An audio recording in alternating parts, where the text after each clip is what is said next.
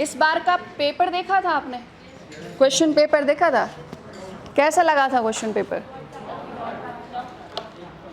अभी रिसेंटली कुछ सालों का अगर पेपर अगर देखा जाए तो इट वाज द टफेस्ट, ठीक है। और ये एक सजेशन मान लो, ठीक है, वार्निंग मान लो, रिक्वेस्ट मान लो, जो मर्जी आपको जैसा अच्छा लगे, but I will suggest you कि हिंदी वाले इंग्लिश और इंग्लिश वाले हिंदी दोनों देखना, क्योंकि इस बार जो ये इतना ब्लंडर हुआ है, बहुत ऐसे ऐसे स्टूडेंट हैं जिन्होंने लास्ट ईयर इंटरव्यू दिया था, इस साल उनका पीटी नहीं हुआ है।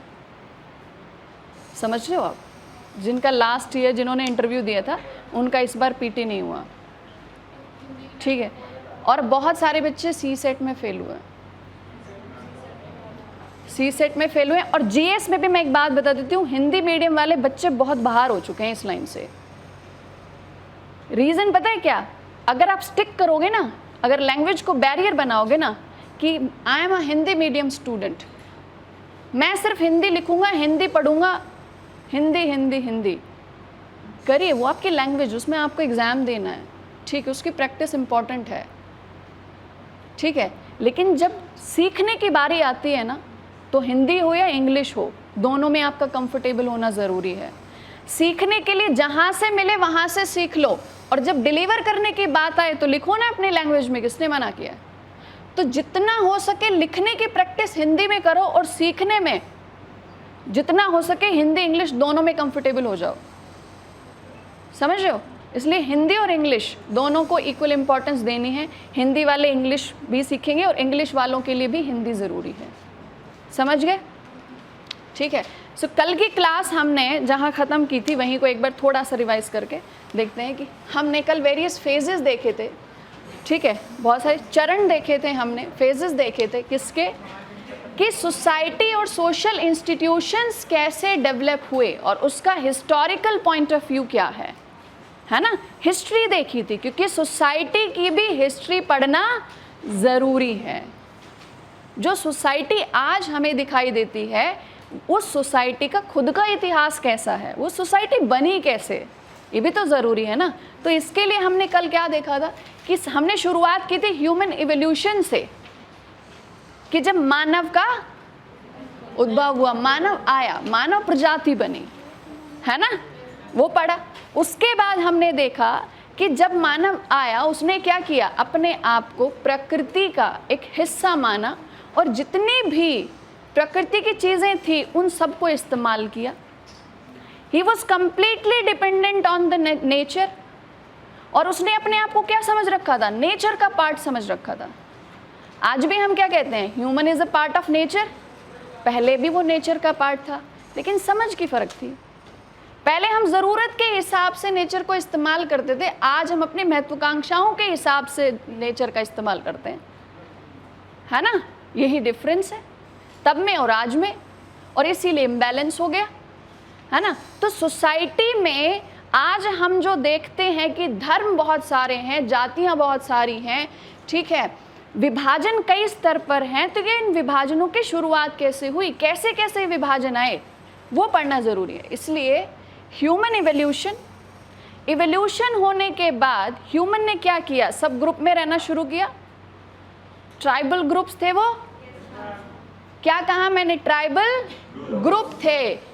और अब एक बात बताइए, एक ग्रुप में कौन रहेगा, जिनके ऑब्जेक्टिव सेम होंगे वो उस ग्रुप का हिस्सा बनेगा, है ना। सो क्या हुआ, यहाँ पे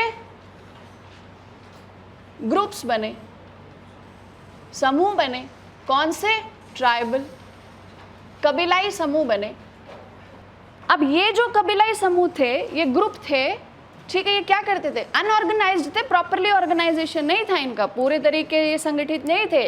ये क्या करते थे, साथ में घूमते थे, एक जगह रुके, वहाँ जो खाने पीने लायक था वहाँ खाया पिया, कुछ दिन वहाँ रुके, ख़त्म हो गया, फिर आगे बढ़ गए। इस तरीके की लाइफ थी उनकी, ठीक है। उसके बाद उन्होंने क्या किया, उसके बाद जैसे ही उन्होंने नेचर को ऑब्जर्व किया, और ज़्यादा अपनी ज़रूरतों के हिसाब से नेचर को इस्तेमाल करना सीखा। फॉर एग्ज़ाम्पल एग्रीकल्चर की शुरुआत हुई। जब कृषि की शुरुआत हुई तो कृषि के लिए क्या ज़रूरी था? एक जगह पर कुछ लंबे समय तक रुकना ज़रूरी था, है ना? तो उसके लिए उन्होंने क्या किया? या सेटल्ड लाइफ की शुरुआत हुई। क्या हुआ? सेटल्ड लाइफ, मतलब स्थायी जीवन की शुरुआत हुई। और इसके पीछे फैक्टर क्या था? स्थायी जीवन के पीछे एग्रीकल्चर, कृषि। ठीक है, अब देखो उसके बाद क्या हुआ? जब स्थायी जीवन आया तो क्या होगा? जब एक जगह पे लंबे समय तक रुकेंगे तब जो फीलिंग्स है, जो इमोशंस है, जो बॉन्ड है आपस में, वो स्ट्रांग बनेगा, है ना? अब फीलिंग्स आएंगी, इमोशंस आएंगे, बॉन्ड स्ट्रांग बनेगा और उस ग्रुप में ही क्या बनने लग जाएगा? पहले भी वो उस ग्रुप से रिलेटेड थे, वो लोग जुड़े हुए थे उसमें सब लोग। अब क्या होगा? उस ग्रुप के अंदर ही, उस कनेक्टेड एनवायरनमेंट के अंदर ही और भी ज़्यादा क्लोज्ड रिलेशंस बनेंगे, क्लोज्ड बॉन्ड्स बनने शुरू हुए, right? That means concept of family, परिवार। और अभी तक का, अभी भी हमारे समाज में अगर हम सबसे स्ट्रॉन्ग अगर कोई बॉन्ड देखते हैं तो ये क्या होता है? फैमिली का बॉन्ड है जो सबसे ज़्यादा स्ट्रॉन्ग होता है। ठीक है, जब फैमिली आई, ठीक है, तो क्या होगा? अब रिस्पॉन्सिबिलिटीज बढ़ी, है ना? अब क्या हुआ कि जिसके बच्चे हैं उनकी जिम्मेदारी है उनका ख्याल रखना, उनको अच्छी लाइफ देना। तो अब क्या हुआ? Sharing of responsibility, distribution of responsibilities, right? जिम्मेदारियों का वितरण।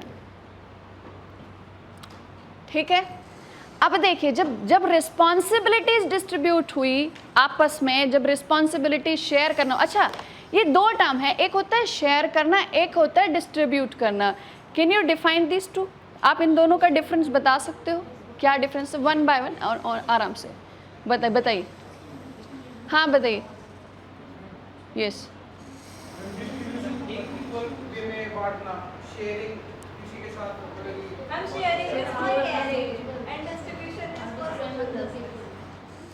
Okay good.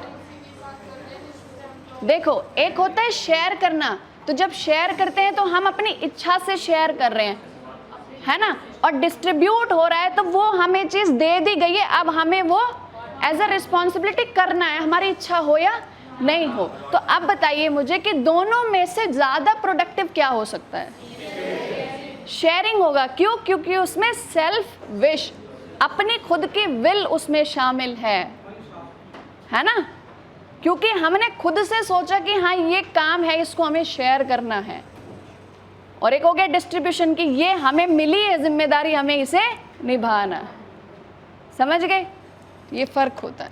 चलो अब रिस्पॉन्सिबिलिटीज जब डिवाइड हुई उसके बाद क्या हुआ? और सोचिए, अभी तक क्या था? फैमिली बन गई, रिस्पॉन्सिबिलिटीज डिवाइड हुई किसमें? राइट। अब यहाँ पे क्या होगा? रिस्पॉन्सिबिलिटी किस में डिवाइड हुई है? हस्बैंड वाइफ की, अपनी फैमिली की रिस्पॉन्सिबिलिटीज डिवाइड हुई है। ठीक है, यहाँ से क्या होगा? बिहेवियर में चेंजेस आना शुरू हो जाएगा। ठीक है, व्यवहार में जो बदलाव है आपस में, ठीक है, जो व्यवहार है वो परिवर्तित हो जाएगा, यहाँ से परिवर्तित हुआ। ठीक है, अब इसके बाद क्या होगा? अब वापस आते हैं। अब ये तो हुआ मैन एंड वुमेन। ठीक है, अब इससे और आगे चलते हैं। अब सोसाइटी में और बाकी चीज़ें कैसे इंक्लूड हुई? अब क्या हुआ? अब क्योंकि फैमिली फैमिली फैमिली, बहुत सारे घर बन गए। ठीक है, ठीक है, अब क्या होगा? एग्जैक्टली देखो कैसे आती है ये चीज़ें। मान लीजिए ये पूरा एक कबीला है, अब सबके अलग अलग घर हो गए, है ना? तो घर घर के हिसाब से, अपनी अपनी फैमिली, अपने परिवार के हिसाब से क्या होने लगा? एक जिम्मेदारी का एहसास होने लगा। अब घर से जैसे ही बाहर निकले, घर से बड़ी यूनिट उन्हें क्या नजर आई? घर से बड़ी उन्हें क्या नजर आई? यूनिट, ट्राइब उनकी खुद की, राइट? समझ आ रहा है? घर में है तो घर में एक सेंस ऑफ रिस्पॉन्सिबिलिटी है फैमिली के लिए, किस पर्सपेक्टिव से कि कमाना है ना, सर्वाइवल के लिए काम करना है, बेहतर ज़िंदगी के लिए काम करना है, सेफ्टी, एक दूसरे की सेफ्टी, बच्चे की सेफ्टी, आया ना? और जैसे घर से बाहर निकले बहुत सारे घर दिखे, क्या दिखी? अपनी पूरी ट्राइब दिखी, पूरा कबीला दिखा, तो वहाँ पे भी सेंस ऑफ रिस्पॉन्सिबिलिटी आएगी, एहसास होगा, रियलाइजेशन होगा।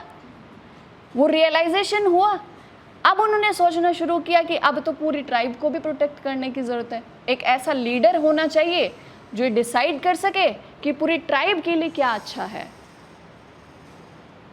हमें किस तरीके का एग्रीकल्चर करना है, हमारी ज़रूरतें पूरी होनी चाहिए, हमें हंटिंग के लिए कहाँ जाना चाहिए, हमारी प्रोटेक्शन का क्या होगा।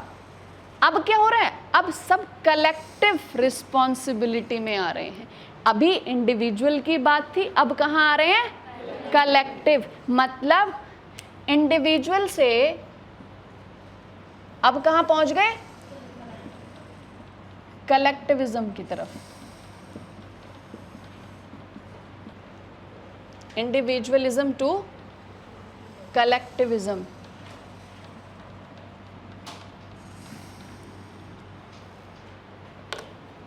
समझ आया? ठीक है। ये कब आया? इसके बाद जैसे बिहेवियर चेंज हुआ उसके बाद ये चेंज आया। और जब ये आया तो इसका रिजल्ट क्या हुआ? बताइए, इसका रिजल्ट क्या होगा? अब जैसे घर में एक पर्सन क्या होता है? एक, हाँ,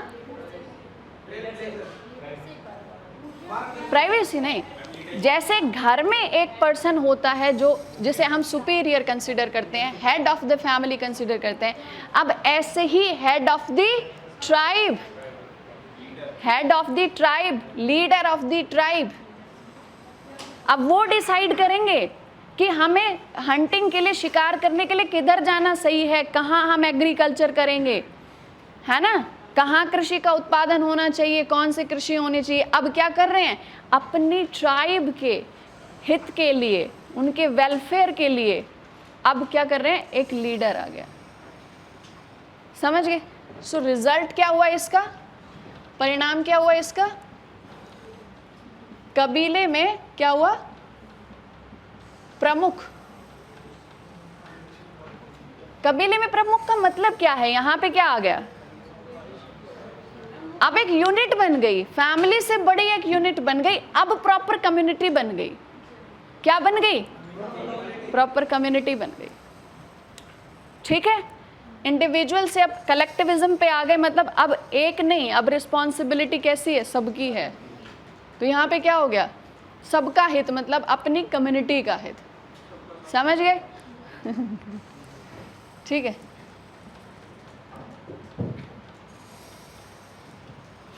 समुदाय की भावना आई? ठीक है। अब यहाँ से फिर चेंज आएगा। अब यहाँ से क्या चेंज आएगा कि यहाँ का जो लीडर होगा ना, यहाँ का जो लीडर होगा, अब शुरुआत में तो लोग क्या करेंगे? एज अ ग्रेटिट्यूड उनको ऑफरिंग्स होंगी, गिफ्ट्स दिए जाएंगे। और उस टाइम पे गिफ्ट्स क्या होते थे? फ्रूट्स, वेजिटेबल्स, जो भी उनके पास होता था। ठीक है। और उसको क्या कहते थे? सेक्रीफाइस बोलते थे। Sacrifice of what? Sacrifice of whatever they had, जो कुछ भी उनके पास था उसका कुछ हिस्सा उनको देना, बलि। ठीक है। अब यहाँ पे ये जो पर्सन है, इनके पास एक चीज ऐड हो जाएगी, दैट इज ऑथोरिटी। ऑथोरिटी आ जाएगी। अब सोसाइटी में बड़ा बदलाव आ रहा है। अब क्या होगा? अब ऑथोरिटी आ रही है, सेंस ऑफ ऑथोरिटी, डिसीजन लेने की पावर, करेज, ठीक है, सुपीरियरिटी, डोमिनेंस, ये सारे वर्ड्स ऐड हो जाएंगे यहाँ पर इस पर्सन में। और जब इस पर्सन में ऐड हो जाएंगे, सो ही विल से, उन्होंने क्या कहा अगर पास्ट के पर्सपेक्टिव से बोले तो, कि ठीक है, आई एम द लीडर, मैं डिसाइड करता हूँ कि कहाँ हमें अटैक करना है, या कोई अटैक करता है तो मुझे लीड करना पड़ता है, और आप सब मेरी जिम्मेदारी हो, और आप सबकी जिम्मेदारी मेरे और मेरे परिवार के प्रति है, ठीक है, कि मैं लड़ने जाऊँगा मेरे परिवार को भी तो कोई संभाले ना, तो वो आप सबकी जिम्मेदारी है, ठीक है। अभी तक आप अपनी इच्छा से कर रहे थे, अब ये आपकी जिम्मेदारी है, ठीक है। और उसके लिए अब क्या होगा, अब आप जो कुछ भी अर्न करोगे उसका कुछ प्रतिशत मेरा होगा। क्यों मेरा होगा? क्योंकि अभी तक मैं एज अ पर्सन आप सभी का ख्याल रख रहा था। अब क्योंकि आपको अपने पशुओं को चराने के लिए क्या चाहिए, पास्चर्स लैंड्स चाहिए, है ना, चरागाह भूमि चाहिए, एग्रीकल्चर के लिए भी लैंड चाहिए। तो अब मुझे सिर्फ इंसानों को ख्याल नहीं रखना पड़ता, मुझे तो भूमि का भी तो ख्याल रखना पड़ता है, लैंड का भी तो ख्याल रखना पड़ता है।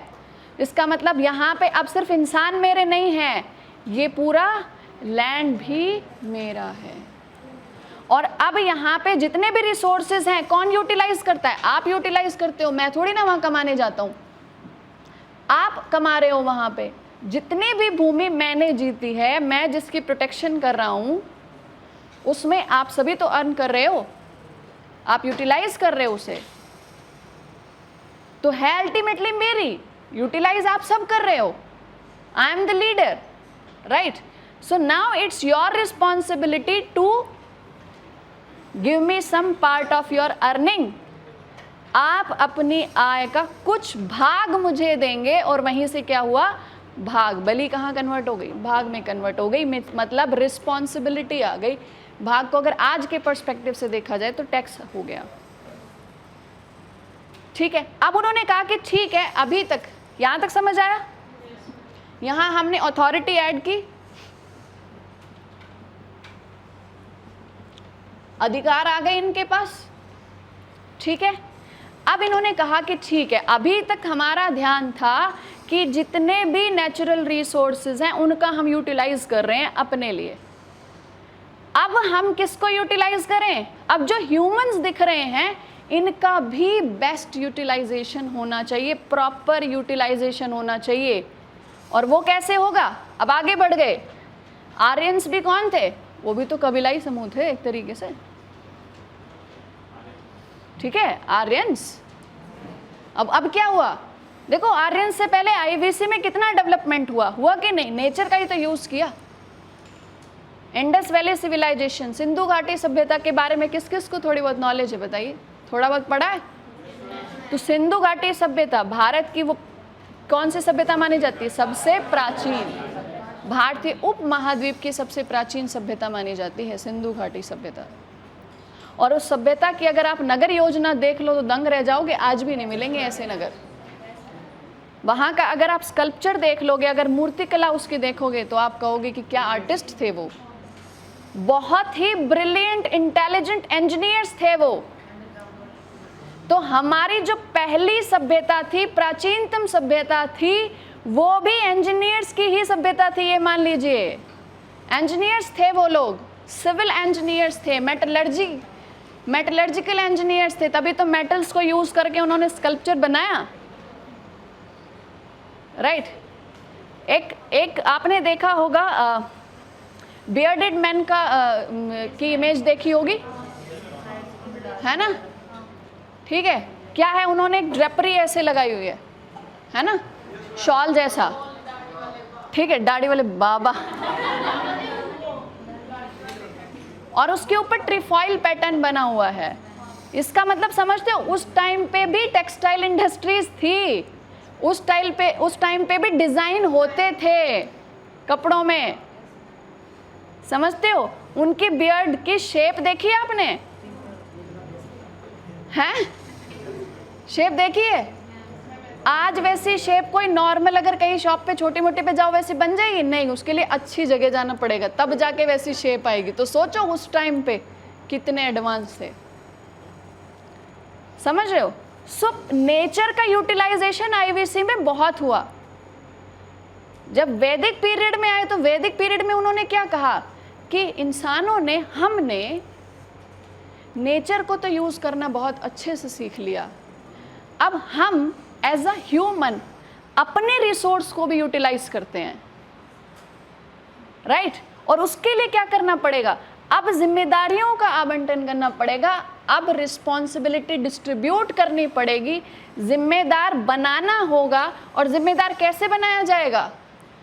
देखो दिमाग देखो उनका, जिम्मेदार बनाओ, किस आधार पर बनाओ? कुशलता के आधार पर बनाओ, जो जिस काम में निपुण हो उसमें लगाओ, skills, occupation based, right?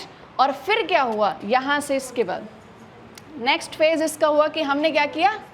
Social organization.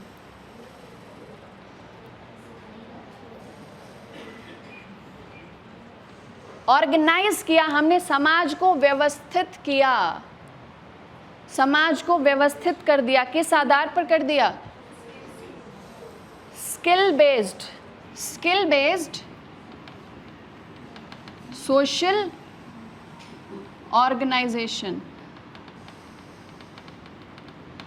Means व्यवसाय और कौशल आधारित समाज की व्यवस्था, ठीक है? कौशल आधारित, स्किल बेस्ड सोशल ऑर्गेनाइजेशन, ठीक है? और जब स्किल बेस्ड सोशल ऑर्गेनाइजेशन हुआ तो क्या आया?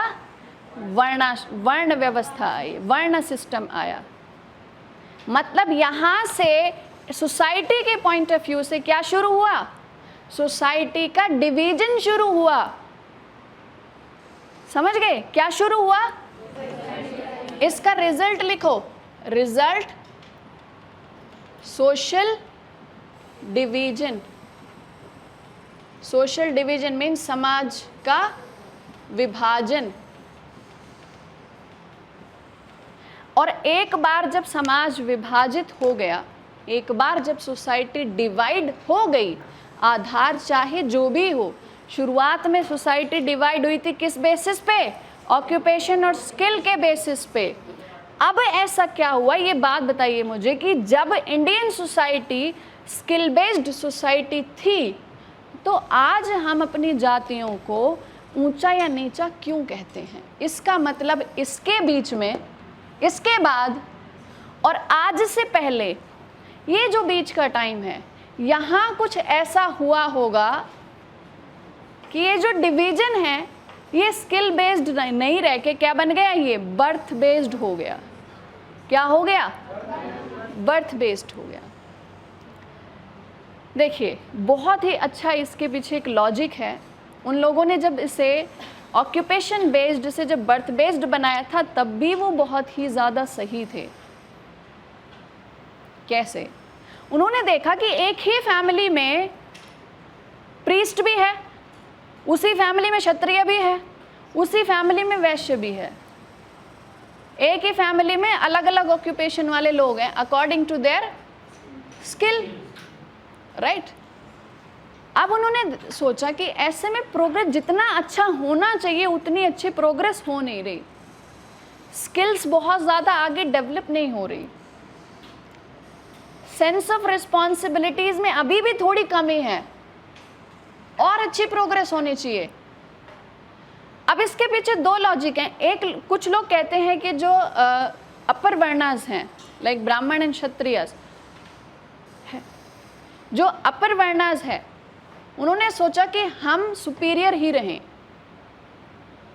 और जो वैश्य और शूद्र वर्ण है उसको लोअर वर्ण ही रखा जाए।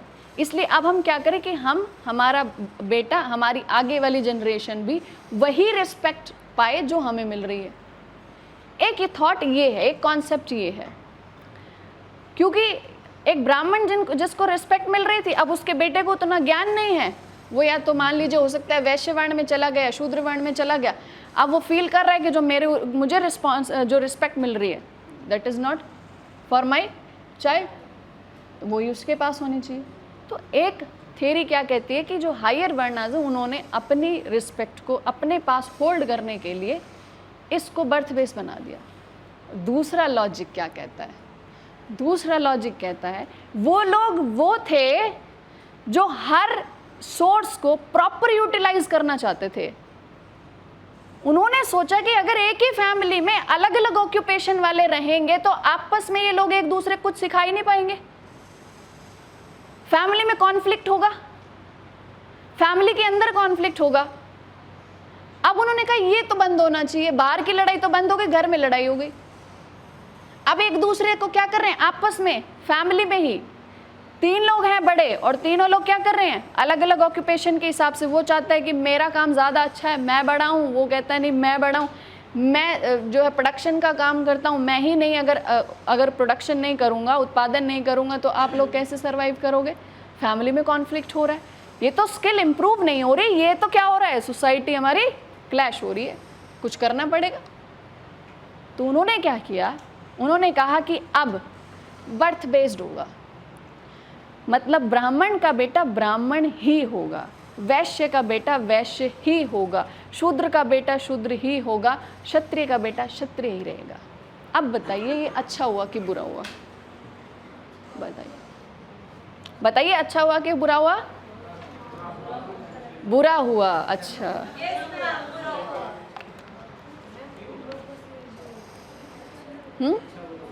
बोलो बोलो, वो तो और बाद में है ना। अच्छा, कितने लोग कह रहे हैं कि बुरा हुआ, कितने कह रहे हैं कि अच्छा हुआ, और कितने कुछ नहीं कह रहे दोनों हुआ। अच्छा देखो, जब ये डिवीजन हुआ ना, तो जब तक ये स्किल को सेंटर में रख रहे थे ना, तब तक अच्छा हुआ। कैसे? जैसे ही बर्थ बेस्ड सोसाइटी डिसाइड हुई, उसके बाद अब एक, मान लीजिए जो वैश्य कम्युनिटी है, उत्पादन के उसमें लगे हुए हैं, फील्ड में, क्षेत्र में लगे हुए हैं। मान लीजिए एग्जाम्पल लेते हैं अभी के टाइम से, सुनार है कोई, है ना, एक ज्वेलर है। अब वो, उसको पता है कि मेरा बेटा इसी वर्ण में रहने वाला है, वर्ण तो यही रहेगा, वैश्य वर्ण रहेगा, तो कोई और स्किल सीखे, इससे अच्छा मैं क्या करूं, इसे बचपन से मैं मेरी ही स्किल को ट्रांसफर करता हूं। अब वो बचपन से उसे वही चीज सिखा रहा है ना। अब बचपन से वो बच्चा वही सीख रहा है, जैसे जैसे वो बड़ा हुआ, जब तक उसके कमाने की उम्र हुई ना, तब तक तो उसने वो सब कुछ, सारा ज्ञान ग्रहण कर लिया, वो सारी स्किल ले ली उसने, खुद का भी दिमाग लगाया, अपने फादर से भी सीखा, और उस स्किल में क्या हुआ, एनरिचमेंट हुआ, एनहांसमेंट हुआ, स्किल और इम्प्रोवाइज हुई।